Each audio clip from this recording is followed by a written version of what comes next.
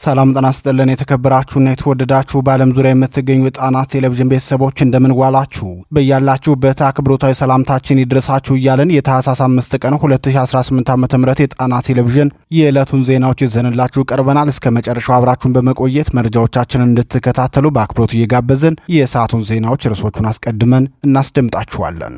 የአማራ ፋኖ በራሱ የውጊያ ዕቅድ የሚያካሂደው የውጊያ ስልት በብልጽግናው ሰራዊት ላይ ተደራራቢ ምት እያሳረፈበት ይገኛል። የጎንደር ደንቢያው ተጋድሎ የፋኖን የውጊያ አቅም ያሳየ ከመሆኑም ባለፈ የአማራን ሕዝብ የሉና ትግል ክብር የሚጠብቅ ድል የተቀዳጀበት ሆኗል። ጋይንት ላይም ፋኖ አዲስ ዜና አሰምቶናል። የደንቢያውና የጋይንቱ አሁናዊ መረጃ በዜናችን ዝርዝር ዘገባ ተሰናድቶለታል። በቀዳሚነት የሚደመጥ መረጃችን ነው፣ ተሰሙታላችሁ።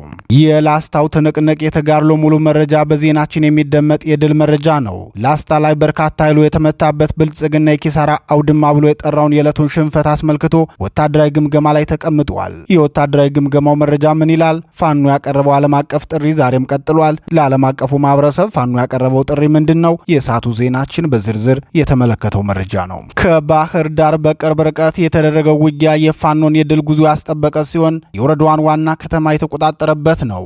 በስቴ በደራ ወረዳና በሰዴም ውጊያ የተደረገው ተጋድሎ ሙሉ መረጃ በዜናችን የሚደመጥ ሌላው የተጋድሎ መረጃ ነው። ሰዓቱን ጠብቆ ይደመጣል።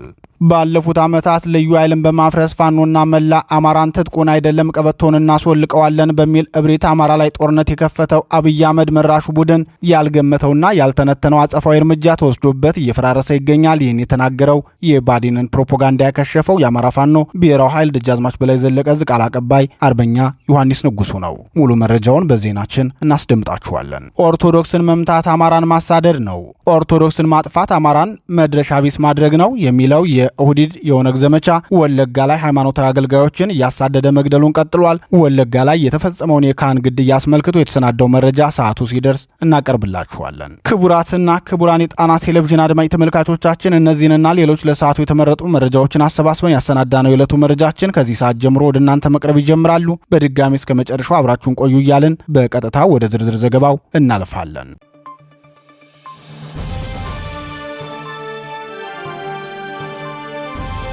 ፋኖ ደንቢያ ላይ ታላቅ ድል ተቀዳጀም። የአማራ ፋኖ ህዝባዊ ድርጅት ጎንደር ጠቅላይ ግዛት ህዝብ በጌምድር ክፍለ ጦር ባደረሰ የደፈጣ ጥቃት ደንቢያ ላይ ድል መቀዳጀቱን የጠቅላይ ግዛት ህዝቡ ቃል አቀባይ አስታወቀም። የጎንደር ጠቅላይ ግዛት ህዝብ ቃል አቀባይ ክፍል የዕለቱን የተጋድሎ መረጃ አስመልክቶ ለጣና ቴሌቪዥን እንደገለጸው የብልጽግናው ሰራዊት በማዕከላዊ ጎንደር ዞን ጨዋሂትና ደልጊ አካባቢዎች በመነሳት በሁለት አቅጣጫ ፋኖን ለመክበብ በተንቀሳቀሰበት ሰዓት 5 ቁጥር በተባለ ቦታ ላይ በፋኖ የደፈጣ ጥቃት ከፍተኛ ኃይሉ ሊመታ እንደቻለ ተናግሯል። የደፈጣ ጥቃቱ የተፈጸመበትን የውጊያ ምክንያት የገለጸው ቃል አቀባይ ክፍሉ በምስራቅ ደንቢያ ወረዳ በሳንኪሳና ጅብጅባ መካከል በሚገኝ 5 ቁጥር የሚባል ቦታ ላይ ሰፍሮ የነበረን የበጌምድር ክፍለ ጦርን ኃይል ለማፈን የተንቀሳቀሰ የጠላት ኃይል ባልጠበቀው ቦታና ጊዜ ተመቶ በርካታ ኃይሉን ያጣበትን ምት ተመቷል። በክፍለ ጦሩ መረጃ ክፍል በኩል ቀድሞ በደረሰ መረጃ መሰረት ራሱን አመቻችቶ የቆየው የበጌምድር ክፍለ ጦር ናደው ብርጌድ ፋኖ ኃይል ጠላት ካሰበበት ቦታ ሳይደርስ ከመኪናው እንዳለ በአየር ላይ ተቀብሎ መቶታል ብሏል። በዚህ የፋኖ ምት ከፍተኛ ኪሳራ የደረሰበትና መራራ ሽንፈት የተጎነጨው የብልጽግናው ሰራዊት መንገድ ላይ ያገኘውን ገበሬ ሁሉ በማሰቃየት የተለመደውን የጦር ወንጀል መፈጸሙን የገለጸው የአማራ ፋኖ ጎንደር ጠቅላይ ግዛት ዕዝ ቃል አቀባይ ክፍል በተመሳሳይ ሁኔታ ይኸው የጠላት ሰራዊት ጣቁሳ ወረዳ ድኩል 40 አካባቢ በደፈጣ ከፍተኛ ምት አስተናግዷል ሲል ተናግሯል። የበጌምድር ክፍለ ጦር አካል የሆነው ጣና ብርጌድ በሰራው የደፈጣ ጥቃት ከደልጊ ወደ ሻውራ የሚያቀናውን የብልጽግና ሰራዊት መንገድ ላይ ጠብቆ መግዲያ ቦታ ላይ ሲገባለት መኪና ላይ እንዳለ በከፈቱት ተኩስ ከፍተኛ ቁጥር ያለው ሰራዊት ሙትና ቆስለኛ መሆኑ ታውቋል። ይህ በእንዲህ እንዳለ የአማራ ፋኖ ህዝባዊ ድርጅት ጎንደር ጠቅላይ ግዛት ዕዝ አንበሳው ጋይንት ክፍለ ጦር ለ23ኛ ዙር ያሰለጠናቸውን ምልምል ታጋዮች ዛሬ በደማቅ ስርዓት አስመርቋል። ዛሬ በደማቅ ስርዓት የተመረቁት የሰራዊቱ አባላት ያስቻለው ደስ የብርጌድ ተከዜ መብረቁ ሻለቃና ማሪሁን አስረስ ሻለቃ በጥምረት አዲስ የመለመሏቸው የፋኖ ሰልጣኞች ናቸው። በምረቃ ስርዓቱ ላይ ተገኝቶ ለሰልጣኞቹ የትግል መመሪያና የእንኳን ደስ አላችሁ መልእክት ያስተላለፈው የአንበሳው ጋይንት ክፍለ ጦር የስልጠና ዘርፍ ኃላፊ እና ያስቻለው ደስ የብርጌድ ዋና አዛዥ አርበኛ አስገዶም ውበቱ ትግላችን በመደራጀትና በመሰልጠን አጠንክረን ካልመራ ነው አጥፊዎቻችን በጥብቅ በዙሪያችን ናቸው። ተደራጅተን ብቃት ያለው ወታደራዊ ስልጠና ወስደን በዲሲፕሊን መርተን ትግሉን በበላይነት ማሸነፍ ካልቻለን እንደ ብሔር እንቀጥላለን ብላችሁ እንዳታስቡ። በብልጽግና የማታለያ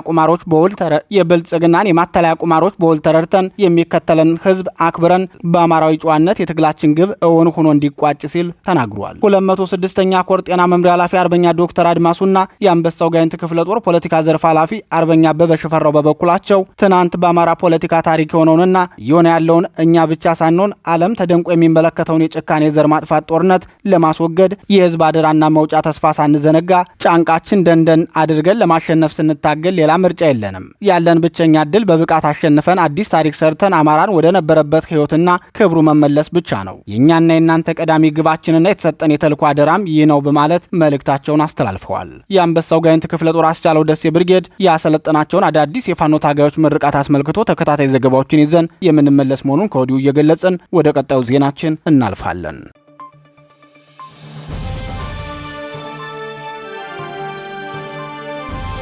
የላስታው ትንቅንቅ ዝርዝር መረጃ። የአማራ ፋኖ ብሔራዊ ኃይል አጼ ምኒልክ ዕዝ ላስታ ሳምነው ጽጌ ኮር ከብልጽግናው ሰራዊት ጋር ያደረገው ከባድ ፍልሚያ ታላቅ ድል የተቀዳጀበት እንደነበር ታወቀ። በውጊያው ከ35 በላይ የብልጽግናውን ሰራዊት ከጥቅም ውጭ ማድረጉን የኮሩ ቃል አቀባይ ክፍል አስታውቋል። የአማራ ፋኖ ብሔራዊ ኃይል አፋባ ምስራቅ አማራ ቀጠና ምኒልክ ዕዝ ላስታ ጄኔራል አሳምነው ጽጌ ኮር ጄኔራል ኃይሉ ከበደ ክፍለ ጦርና ሳምነው ኮር ሁለት አውጃኖ ክፍለ ጦር ቃኞች በጥምረት በወሰዱት ዘመቻ ብልጽግናው ሰራዊት ላይ ከፍተኛ ድል የተቀዳጁበት እንደነበር ቃል አቀባዩ ተናግሯል። ከትናንት በፊት የጀመረው ውጊያ እስከ ትናንት ድረስ መዝለቁን የገለጸው ቃል አቀባዩ የጠላት ሰራዊት 17 ሙትና 18 ቆስለኛ ሆኗል ሲል አስታውቋል። መነሻውን በሰሜን ወሎ ዞን ጋዝጊብላ ወረዳ አስከተማ ያደረገው ብልጽግናው ሰራዊት በሶስት አቅጣጫ ማለትም ከአዲበር በመቆጎ አቅጣጫ፣ ከአንሳይ ዋሻ በምዮ አቅጣጫ እንዲሁም በላይ በኩል በደጋው አድርጎ ወደ ቁልቁል አርባ ተንሳ አቅጣጫ ነበር ጉዞ ያደረገው። ይህን የብልጽግና ሰራዊት እንቅስቃሴ የተመለከቱት የጄኔራል ኃይሉ ከበደ ክፍለ ጦር ፋኖች አፍናለሁ ብሎ የመጣውን ጦር ሆን ተብሎ ወደ ውስጥ ሰርጎ እንዲገባ በማድረግና ስትራቴጂክ ቦታዎችን ይዞ በመጠበቅ ሰፊ ሰዓት በመስጠትና ቦታ በመያዝ ወደ መጉጃ ቀጠናችን ዘው ብሎ የገባውን የጠላት ኃይል በበቂ ሁኔታ ተዋግተን ከባድ ኪሳራ አድርሰንበታል ብሏል። የብልጽግናው ሰራዊት በዚህ ቀጠና ለተከታታይ 2 ቀናት በመድፍ በሞርተርና በዲሽቃ የታገዘ ጥቃት የከፈተ ቢሆንም የአማራ ፋኖ ብሔራዊ ኃይል ላስታ ጄኔራል አሳምነው ጽጌ ኮር የጄኔራል ኃይሉ ከበደ ክፍለ ጦር ታጋዮች እንዲሁም ሌላው ወንድም ክፍለ ጦር የሆነው የዋጃኖ ክፍለ ጦር ቃኞች በቅንጅት ባደረጉት የጨበጣ ውጊያ ድሉ መገኘቱን የኮሩ ቃል አቀባይ ክፍል አስታውቋል። የፋኖን ምት ተከትሎም የብልጽግናው ሰራዊት ከጉዳት የተረፈ ኃይሉን ይዞ ወደ ቀደመ ምሽጉ አስከተማ መመለሱም ታውቋል። ይህ በእንዲህ እንዳለ የአማራ ፋኖ ብሔራዊ ኃይል አጼ ምኒልክ ዕዝ በዘመቻ ደማሊ ተጋድሎ በእጁ የገቡትን የብልጽግና ሰራዊት ዓለም አቀፍ ቀይ መስቀል ማህበር እንዲረከበው በድጋሚ ጥሪ አቅርቧል። የዙ ህዝብ ግንኙነት መምሪያ በጉዳዩ ዙሪያ በሰጠው መረጃ በዘመቻ አርበኛ ደማሊ አባናዳው ፋኖ በእጁ ያስገባቸውን የጠላት ሰራዊት ዓለም አቀፍ ህግን ጠብቆ ቤት ባፈራው አቅም ተንከባክቦ አብሮ እያኖራቸው ይገኛል። ለዓለም አቀፉ ቀይ መስቀል ማህበር እነዚህን የብልጽግና ሰራዊት አባላትን እንዲረከበን ተደጋጋሚ ጥሪ ማድረጋችን የሚታወቅ ሲሆን ይህ ጥሪያችን ዛሬም እንደተጠበቀ መሆኑ እንዲታወቅልን እንፈልጋለን ብሏል። ፋኖ የሽምቅ ተዋጊ ቢሆንም በመቶዎች የሚቆጠሩ የብልጽግናውን ሰራዊት አባላት በእጁ ካስገባ በኋላ ዓለም አቀፍ የጦር ህግና የሰብአዊ መብቶች ድንጋጌ በሚፈቅደው መሰረት እየተንከባከበ ቢገኝም በአንጻሩ በአማራ ህዝብ ላይ የዘር ማጥፋት ጦርነት የከፈተው የብልጽግናው ስርዓት በህዝብ ላይ የሚፈጽመውን የጦር ወንጀል ከመቼውም ጊዜ በላይ በከፋ መልኩ አጠናክሮ እንደቀጠለበት ይታወቃል። በዘመቻ ደማሊ አባናዳው ተጋድሎ ፋኖ በእጁ ካስገባቸው የብልጽግናው ሰራዊት አባላት መካከል የሰሜን ምስራቅ ዕዝ 12ኛ ክፍለ ጦር ዋና አዛዥ ኮሎኔል ዘሪሁን በሕክምና ላይ እንዳለ የብልጽግናው አየር ኃይል ቋሮ ጤና ጣቢያ ላይ ባደረሰው የድሮን ጥቃት መገደሉ ይታወቃል።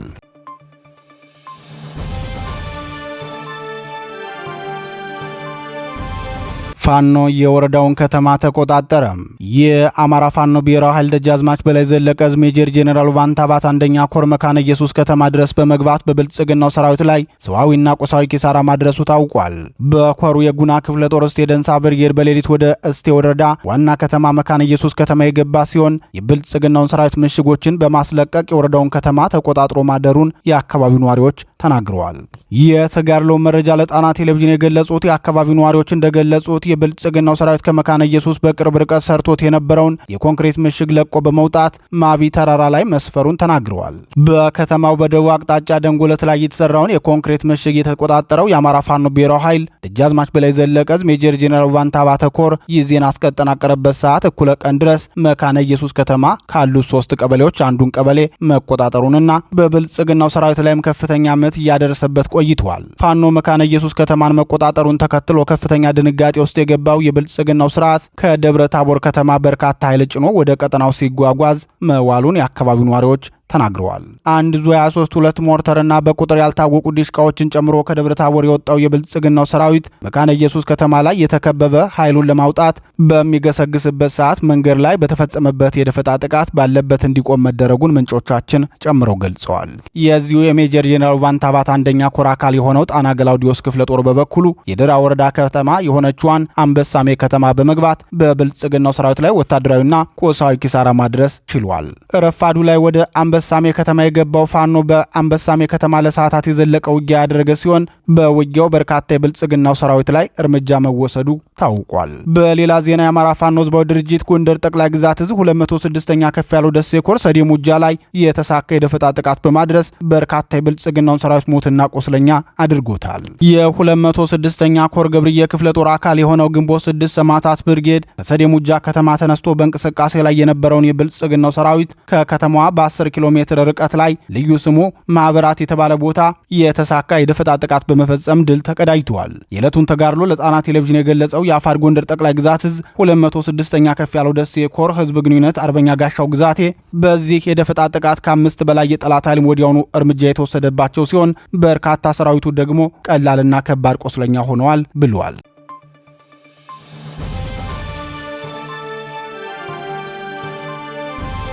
የባዲንን ፕሮፓጋንዳ ያጋለጠው የፋኖ ምላሽ። የአማራ ክልል ገዢ ፓርቲ ባዲን በቅርቡ ባሳለፈው ውሳኔ መሰረት የመንግስትን የሰላም ጥሪ የተቀበሉ ታጣቂዎች ወደ መንግስት ተቀላቀሉ የሚል ፕሮፓጋንዳ ዘመቻ እንዲሰሩ ለሚዲያዎች መመሪያ ማውረዱ ይታወቃል።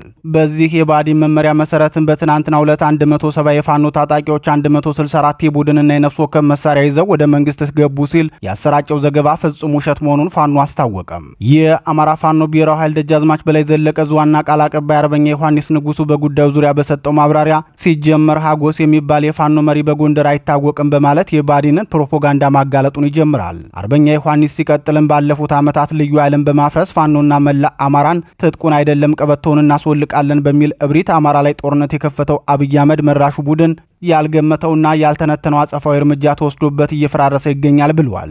የትናንትናውን የባዲንን ፕሮፓጋንዳ ማጋለጡን የሚቀጥለው አርበኛ ዮሐንስ የጉዳዩን ስረ መሰረት ሲገልጽም በጠለምት ወልቃይት ጠገዴና አካባቢው በተለይም የተከዜ ተፋሰስና ዛሪማ ተፋሰስ የአብይ ባለስልጣናትና የጦር መሪዎች ከነጌታቸው ረዳ ጋር የማዕድን ቁፋሮ ህገወጥ ኔትወርክ አላቸው። የማዕድን ብዝበዛው ዝም ብሎ የሚሰራ ሳይሆን የጥቅም ኔትወርኩ አካል የሆነ የታጠቀ ቅጥረኛ ጥበቃ ቡድን ያስፈልጋቸዋል። በጥንቃቄም ተመልምሎ ተዘጋጀም። ከዚህ በፊት ጋባ በጠለምትና አካባቢው ንጹሃን የጨፈጨፈ ከተከዜ ወደ ሰሜን ከተከዜ ወደ ደቡብ እየተዘዋወረ ከአማራ ግዛት አለ ስትለው ከትግራይ ግዛት የሚሻገር በወንጀል ተጨማልቆ ተስፋ የቆረጠውን ሀጎስ የተባለ ግለሰብ ከግብረ አበሮቹ ጋር መልምለው ለወርቅ ማውጣት ተግባር የታጠቀ የጥበቃ የኃይል አማራጭ አድርገው በቅጥረኝነት በደሞዝና በጥቅማ ጥቅም ተሰማራ በማለት የጉዳዩን አጀማመር ከምስረታው ጀምሮ ይገልጻል።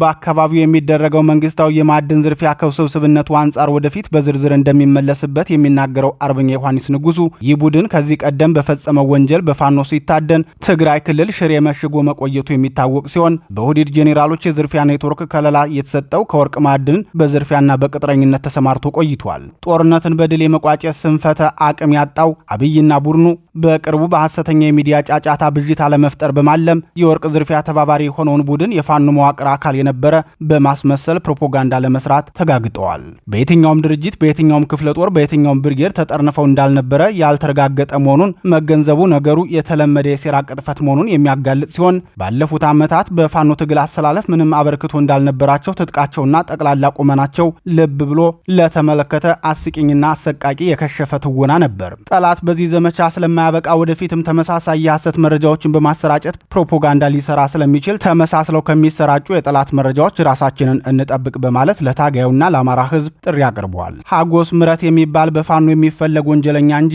የፋኖ አመራር አልነበረም ኖሮም አያውቅም የሚለው አርበኛ ዮሐንስ ንጉሱ በአሁኑ ሰዓት የአማራ ፋኖ ብሔራዊ ኃይል ደጃዝማች በላይ ዘለቀ የአማራን ሕዝብ ለከፋ ስቃይ የዳረገውን የዘራፊና ወንበዴ ቡድንን የማጽዳትና የፋኖ ሰራዊት መዋቅርን በጥልቀት የማጥራትና የማብቃት ዘመቻ ላይ መሆኑን አስታውሷል። በተያያዘ ዜና የአማራ ፋኖ ብሔራዊ ኃይል ደጃዝማች በላይ ዘለቀ 4ኛ ኮር በዛሬው ዕለት በአርማጮ አውራጃ ከባድ ውጊያ ሲያደርጉ ውሏል። በውጊያውም ፋኖ ታላቅ ድል መቀዳጀቱን አርበኛ ዮሐንስ ንጉሱ ለጣና ቴሌቪዥን ተናግሯል።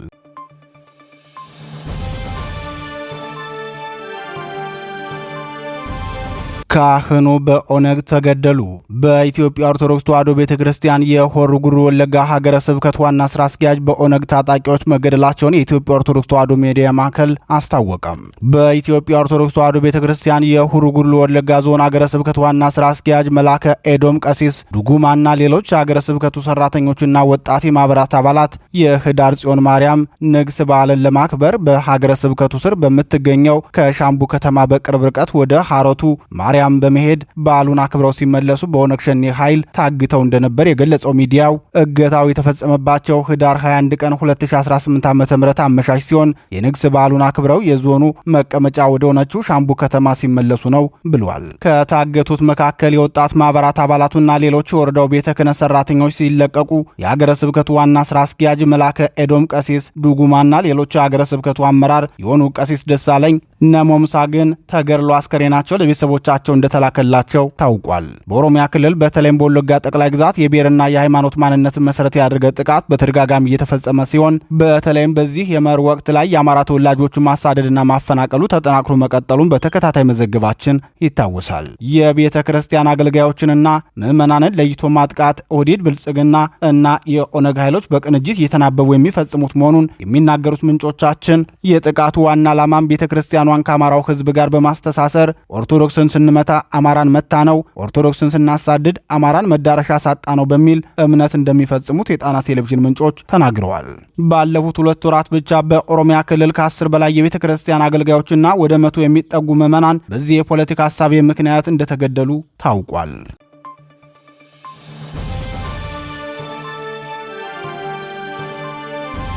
ክቡራትና ክቡራን የጣና ቴሌቪዥን አድማጭ ተመልካቾቻችን የዕለቱ ዜናችን የተከታተላችሁትን ይመስል ነበር። የጣና ቴሌቪዥን የዩቲዩብ ቻናል አማራጮችን ሰብስክራይብ በማድረግ በቋሚነት ወዳጅ እንድትሆኑ እንጠይቃለን። ጤና ይስጥልን።